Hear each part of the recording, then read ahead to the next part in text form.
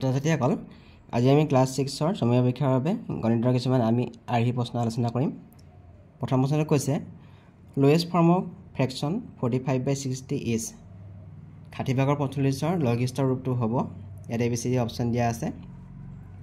আমি লব আৰু হৰ আমি গখা উলিয়াই লওঁ। লব আছে 45 আৰু হৰ আছে 60।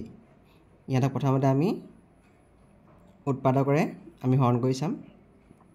5 9 × 45 5 12 60 আকৌ 3 কৰিলে 3 3 × 9 3 4 × 12। গতিকে ইয়াৰ গখাও হ'ব 5 পূৰণ 3 মানে HCF হ'ব 5 পূৰণ 3 সমান 15। এতিয়া আমি লঘিষ্ঠকৰণ নিবলৈ হ'লে লব আৰু হৰক দুইটাক আমি এই গখাওটোৱে আমি হৰণ কৰি দিম। এতিয়া এই 45ক হৰণ কৰিম 15ৰে আকৌ 60ক হৰণ কৰিম 15। ইয়াত থাকিলে 3 থাকিব, তলত থাকিব 4। 60 যদি 15 হৰণ কৰোঁ 4 থাকিব। আনচাৰটো হ'ব 3/4। গতিকে লঘিষ্ঠ ৰূপটো হ'ব B2। 2 নম্বৰ প্ৰশ্ন which of the following pair of fraction is equal? তলৰ কোনযোৰ ভগ্নাংশ সমান? আমি যদি C নম্বৰটো চাওঁ, ইয়াত আছে 2/8, তাৰমানে 2 × 2 2 4 × 8। আমি যদি 2 2 কাটি দিওঁ 1/4 থাকিব। আকৌ যদি আমি 5/22 চাওঁ 5 × 5 আকৌ 5 4 গুণ হৈ যাব 20। আমি যদি 5 5 কাটি দিওঁ ইয়াৰো থাকিব 1/4। গতিকে 1/4 আৰু 1/4 দুটা ভগ্নাংশ সমান। গতিকে C নম্বৰটো ইয়াৰ শুদ্ধ উত্তৰ। বাকীকেইটা কিন্তু সমান নহয়। শুদ্ধ উত্তৰটো হ'ব অপশ্যন C। 3 নম্বৰ প্ৰশ্ন ভগ্নাংশ এটা একৰ সমান হ'ব যেতিয়া লবটো হৰতকৈ ডাঙৰ হয়, হৰটো লবতকৈ ডাঙৰ হয়, লব আৰু হৰৰ সমান হয়। আমি ভাবিছোঁ ভগ্নাংশ এটা 5/5। ইয়াত লব আৰু হৰ সমান।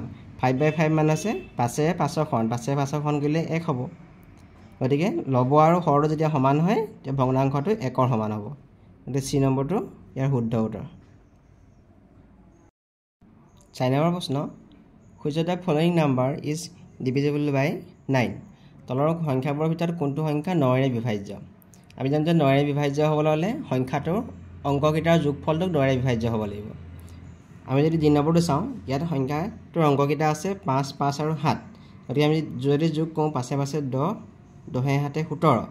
17টো 9ৰে বিভাজ্য নহয়। গতিকে এই ডিটো 9ৰে বিভাজ্য নহ'ব।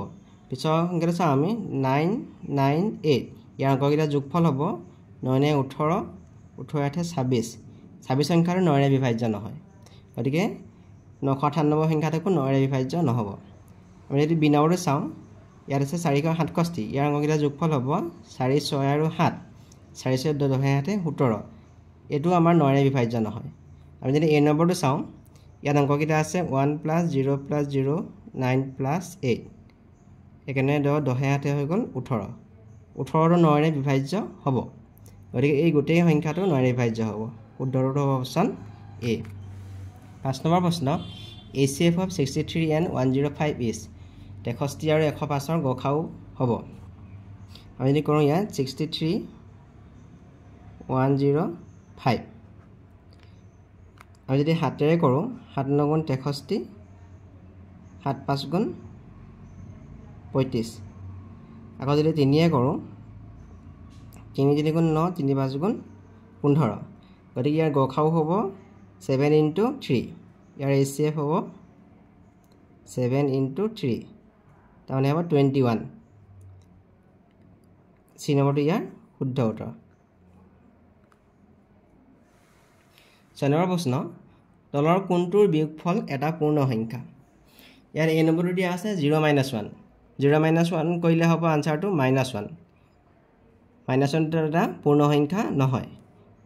আমি যদি C নম্বৰটো চাওঁ 1 - 2। 1 - 2 কৰিলে হ'ব -1 হ'ব। -1টো পূৰ্ণ সংখ্যা নহয়। D নম্বৰটো চাওঁ আমি 3 - 5। এইটো কৰিলে হ'ব -2 হ'ব। -2টো পূৰ্ণ সংখ্যা নহয়। আমি যদি B নম্বৰটো চাওঁ 1 - 1 = 0। 0টো এটা পূৰ্ণ সংখ্যা। গতিকে B নম্বৰটো ইয়াৰ শুদ্ধ উত্তৰ।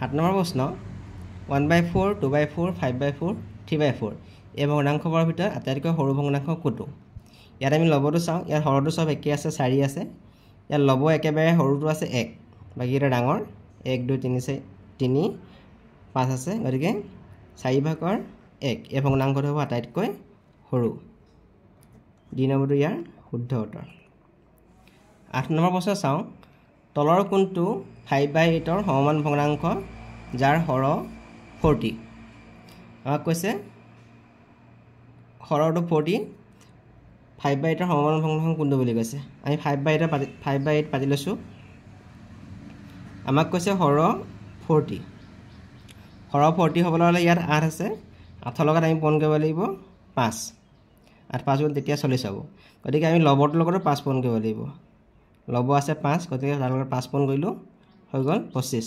25/40 শুদ্ধ উত্তৰটো হ'ব D2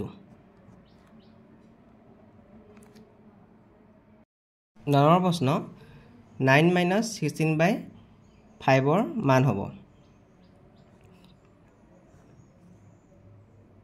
ইয়াত আছে 9 আছে ইয়াত হৰ 5 আছে গতিকে ইয়াতো আমি হৰ 5 কৰিলে 5/5 এটা পূৰণ কৰিছো থাকিব 16/5 এতিয়া এই 9টো 5ৰ লগত পূৰণ হ'ব 9 5 গুণ হৈ যাব 45 লব হৈ গ'ল 45 তলৰ হৰ আছে 5 16/5 এতিয়া আমাৰ পিছত চোৱা এটাহত কৰি দেখাইছো মই ইয়াতে হৰ 5 হৈ গ'ল ইয়াতে হৰ 5 হৈ গ'ল গতিকে আমি আজল পাৰি ইয়াত লখাগু আমি 5 বুলি ধৰিম গতিকে ইয়াত আছে 45 ইয়াত আছে লব 16 এটা যদি বিয়োগ কৰোঁ 15 গ'ল থাকিল 9 3 গ'ল থাকিল 2 29/5 গতিকে ইয়াৰ বিয়োগফলটো হ'ব অপচন বি 10 নম্বৰ প্ৰশ্ন তলৰ কোনটো এটা অপ্ৰকৃত ভগ্নাংশ যাৰ হৰ 10তকৈ বেছি অপ্ৰকৃত ভগ্নাংশ হ'বলৈ হ'লে লবটো সদায় হৰতকৈ ডাঙৰ হয় আমাক কৈছে এতিয়া এনে এটা অপ্ৰকৃত ভগ্নাংশ যাৰ হৰ 10তকৈ বেছি গতিকে আমি হৰ চাওঁ প্ৰথমতে 10তকৈ বেছি এটা এটা হৰ আছে কিন্তু এটা এটা প্ৰকৃত ভগ্নাংশ আমি এইটো চাওঁ চিহ্ন নম্বৰটো চাওঁ 10তকৈ বেছি হৰ থকা এইটো এটা ভগ্নাংশ আছে কিন্তু এইটো এটা প্ৰকৃত ভগ্নাংশ কিন্তু আমি ডি নম্বৰটো চাওঁ ইয়াত হৰ আছে 11 লব আছে 15 গতিকে এইটো এটা অপ্ৰকৃত ভগ্নাংশ যাৰ হৰ 10তকৈ বেছি ইয়াৰ হৰটো 10তকৈ বেছি হৈছে আৰু এইটো এটা অপ্ৰকৃত ভগ্নাংশ হৈছে গতিকে ডি নম্বৰটো ইয়াৰ শুদ্ধ উত্তৰ এটা বছৰৰ কিমান অংশ 5 মাহ এটা বছৰত থাকে 12 মাহ গতিকে এবছৰ সমান 12 মাহ গতিকে এটা বছৰ কিমান অংশ 5 মাহ বুলি সুধিছে গতিকে এটা বছৰৰ 12 ভাগৰ 5 অংশ 12 ভাগৰ 5 অংশ হ'ব 5 মাহ গতিকে চি নম্বৰটো ইয়াৰ শুদ্ধ উত্তৰ 10 নম্বৰ প্ৰশ্ন 1 মিটাৰৰ কিমান অংশ 50 সেন্টিমিটাৰ আমি জানো যে 1 মিটাৰ মানে হ'ব 100 সেন্টিমিটাৰ আমাক কৈছে 50 সেন্টিমিটাৰ হ'লে 100 ভাগৰ 50 হ'ব তাৰমানে 50.1 আৰু 50ৰ লগত 2 পূৰণ কৰিলে 100 হ'ব আমি যদি 50% কাটি দিওঁ 2 ভাগৰ 1 গতিকে 1 মিটাৰৰ 2 ভাগৰ 1 অংশ হ'ব আমাৰ 50 সেন্টিমিটাৰ গতিকে ডি নম্বৰটো ইয়াৰ শুদ্ধ উত্তৰ 4 নম্বৰ প্ৰশ্ন তলৰ কোনটো অশুদ্ধ এটা ABCD দিয়া আছে আমি যদি 2 নম্বৰটো চাওঁ সকলো বৰ্গই এটা আয়ত গতিকে এইটো শুদ্ধ এটা চতুৰ্ভুজৰ দুডাল কৰ্ণৰ থাকে এইটো শুদ্ধ সামান্তিকৰ বিপৰীত বাহুবোৰ সমান এইটো শুদ্ধ ৰম্বাসৰ প্ৰতিটো কোণেই সমকোণ ৰম্বাসৰ প্ৰতিটো কোণ সমকোণ নহয় এইটো অশুদ্ধ গতিকে আমাৰ এই নম্বৰটো হ'ব ৰাইট অপচন 14 প্ৰশ্ন তলৰ কোনটো সংখ্যা পাৰস্পৰিক মৌলিক সংখ্যা হ'বলৈ হ'লে সংখ্যাজোৰৰ সাধাৰণ উৎপাদক কেৱল এটা থাকিব লাগিব আৰু সেইটো হ'ব 1টোৰ বাহিৰে কোনো যদি সাধাৰণ উৎপাদক নাথাকে তেতিয়া আমি সেইটো কম পাৰস্পৰিক মৌলিক আমি চাম 10 আৰু 15 ইয়াৰ উৎপাদক সাধাৰণ উৎপাদক কেইবাটাও হ'ব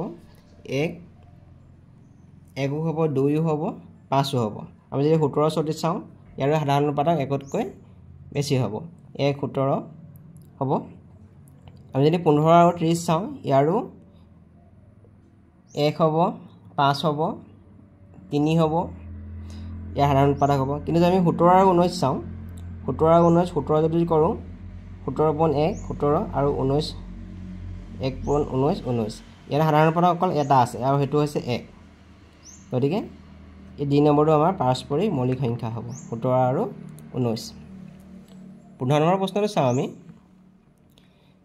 x চাই ওপৰত আজাললৈকে দিয়া আছে হিন্দু এই সংখ্যাটো ৰোমান সংখ্যা এই সংখ্যাটোক হিন্দু আৰবীয় সংখ্যাত প্ৰকাশ কৰিলে হ'ব আমি জানো যে x মানে হ'ব 10 আৰু এটো মানে হ'ব 1 যদি হয় x x i এবাৰ মানে হ'ল 10 + 10 + 1 তাৰ মানে 10 10 20 21 কিন্তু ইয়াৰ ওপৰত যদি আমাক আজাল এনেকৈ দিয়া থাকে এই আজাল দিয়া মানে হ'ল সংখ্যাটোৰ লগত 1000 পূৰণ আমি x x i মানে হয় পালো 21 গতিকে আমি 21 ৰ লগত 1000 পূৰণ কৰিব লাগিব 1000 পূৰণ কৰিলে হ'ব 21000 গতিকে শুদ্ধটো হ'ব অপচন সি